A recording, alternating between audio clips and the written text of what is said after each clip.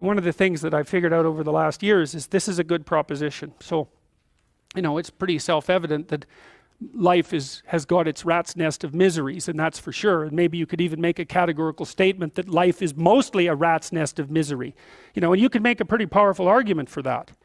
But then there's a counter question, which is, well, what if you tried not to make it any more miserable than it had to be, right? Then what would it be like?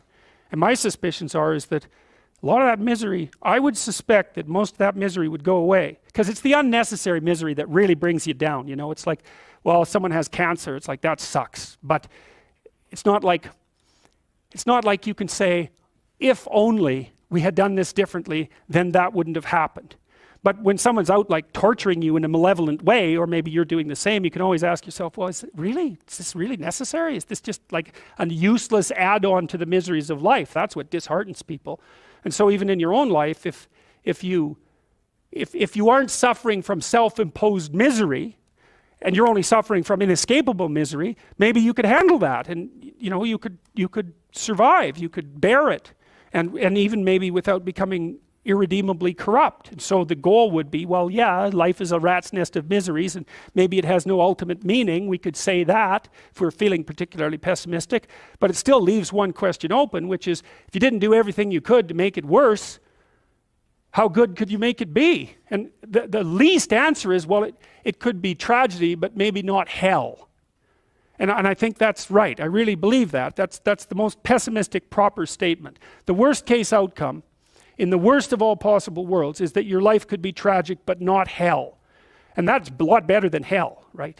And you think, I could give you an example of the difference. You're at your mother's deathbed. Well, that's tragedy. Here's another scenario. You're at your mother's deathbed, and all you and all your idiot siblings are arguing. Well, that's the difference between tragedy and hell.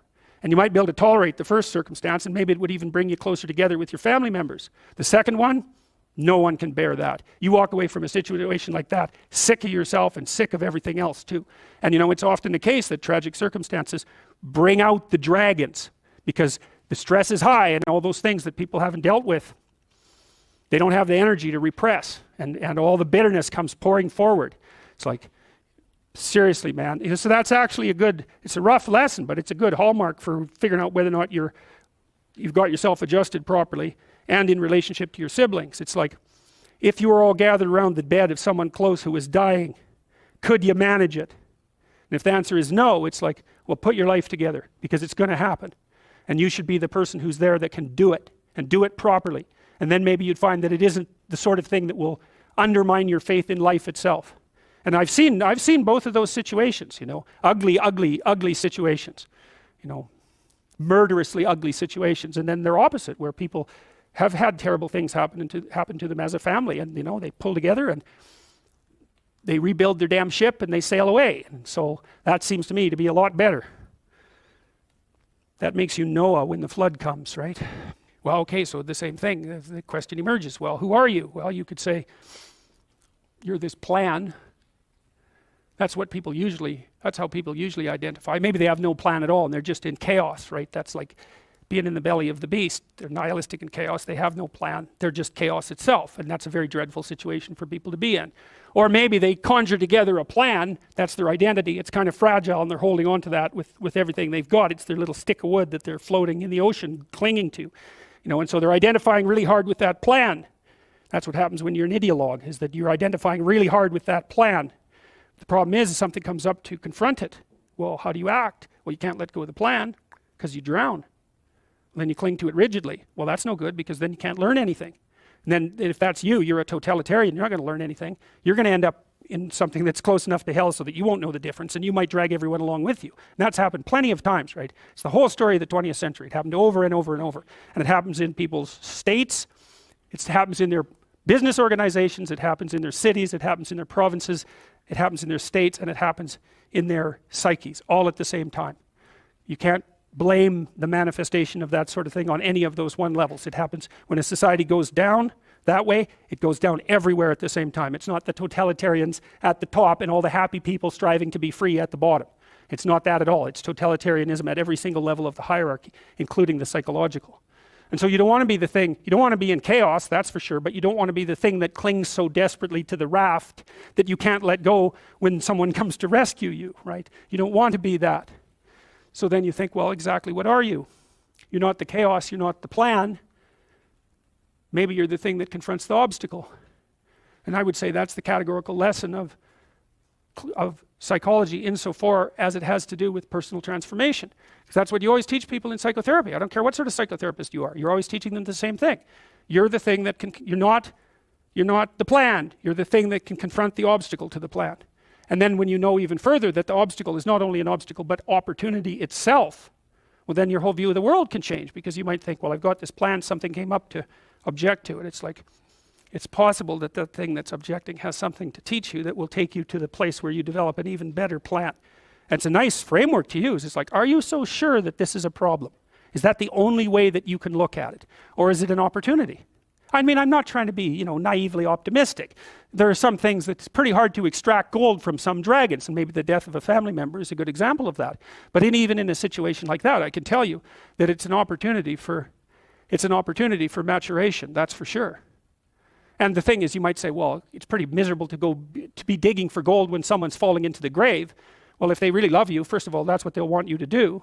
And second, you're going to make their death a lot more palatable experience for them.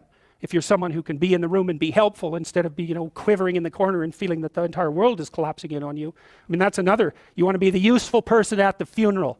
How's that for a goal? That's a good goal, man. You know that you've got yourself together in a situation like that because you're going to be at them. And maybe you want to be the person on whose shoulder people cry. That'd be a good goal. And it's kind of, I don't like being naively optimistic, so when I tell you to get your life together, I'm not going to say roses and sunshine. It's like, that's pablum for fools. But it really is something to be the reliable person at a funeral, right? And you can aim at that, you can do that. And you got to be tough to do that, because it also means that you can sustain a major loss without collapsing. And that, you've got to be a monster to do that, right? Because you might think, and I've had clients like this, well, I love my child, I love my mother so much that I couldn't survive if anything happened to them. It's like, you have some serious thinking to do about that. It's like, you really want to curse someone with that kind of love, do you? I couldn't live without you. It's like, my God, get away from me. Really. It's terrible. That's the Oedipal mother, right? That's like, I'll forgive you no matter what you do. It's like, really? No matter what I do, eh? You are not my friend. That's for sure. Not at all. It's a horrible thing to do to someone. That's the witch in the Hansel and Gretel story. All gingerbread and outside to the lost kid. Inside, you feed them candy and make them fat and eat them.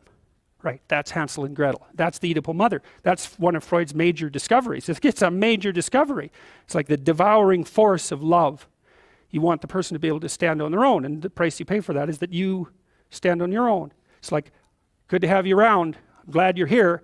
But if tragedy, if and when tragedy strikes either of us, I hope that one of us is standing when it blows past. And that there's a harshness about that that's unbelievably cruel, because you say, well, if my mother died, I could live. Well, what kind of monster are you exactly? The death of your mother doesn't do you in? Well, it turns out that being a monster is the right thing.